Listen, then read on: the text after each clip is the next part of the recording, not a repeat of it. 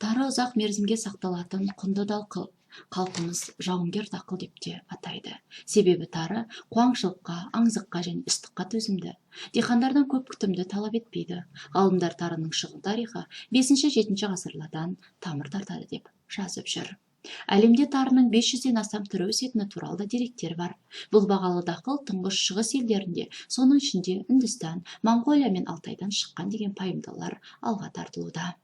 Тарының бағалы да құнарлы дақыл екенін ата-бабаларымыз ертеден білген. Сондықтан да артына кеспе көже күн батқанша, бидай көже ел жатқанша, тары көже таң атқанша деген сөз қалдырған. Сонымен қатар тарының тағам ретінде құнары мен жұғымдылығы, денсаулыққа пайдасы ғалымда әлде қашан дәлелденіп үлгерген. Адам ағзасына тоқтықты дарытумен бірге емді қасиеттерімен де қадірлі. Ол адамға күш-қуат береді, бауырдың жұмысын жақсартады, қан қысымын реттейді және ішек қарын жұмысын жақсартып отырады.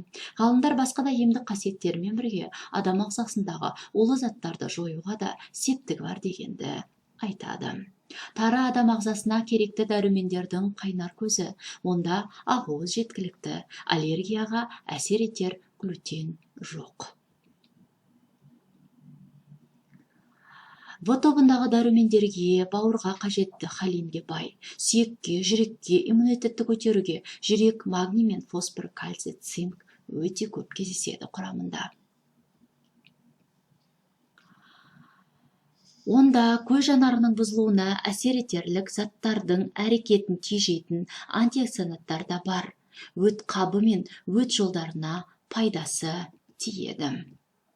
Тары ботқа мен оның сорпасы ағзадағы артық холестерин мен токсиндерді, дәрілердің қанда ұйып қалған қалдықтарын сыртқа шығаруға үлкен көмегі бар. Бауырға да өте пайдалы. Тары ботқасы ағзаны қуаттандырып, артық тұзды сыртқа шығарып отырады.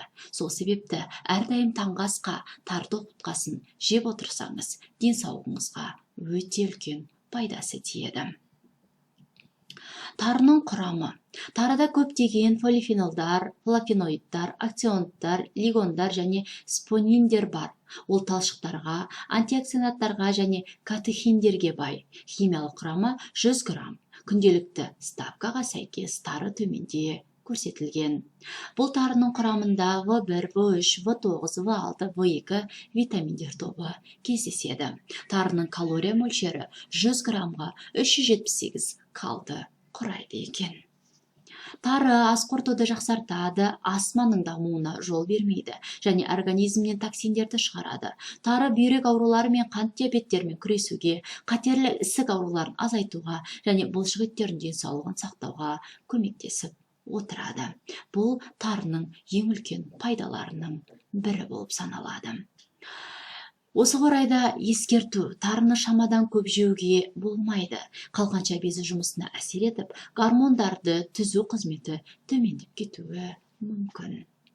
Сондай-ақ, ағзадағы йод тапшылығы бар жандар тұтынбаған абзал. Тары ботқасы сау адам ағзасындағы зат алмасу процесіне кері әсерін тигізбейді. Тек ғалымдар тарыны күндізгі нәрдің көзі ретінде тұтынбауға кеңес береді. Сондай-ақ, гастритке шалдыққанда жеуге болмайтынын ескергеніңіз жөн болады.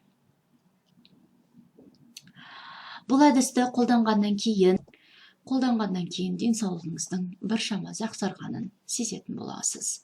Денсаулық адамға берілген ең қымбат сый. Сондықтан да аурулардың алдын алу үшін дәрігер мамандардың кеңесінсіз өздігінен емделу жолдарын қолданбағаныңыз жөн. Сіздермен бірге өте пайдалы ақпаратпен бөлісіп отыратын денсаулық зор байлық арнасы.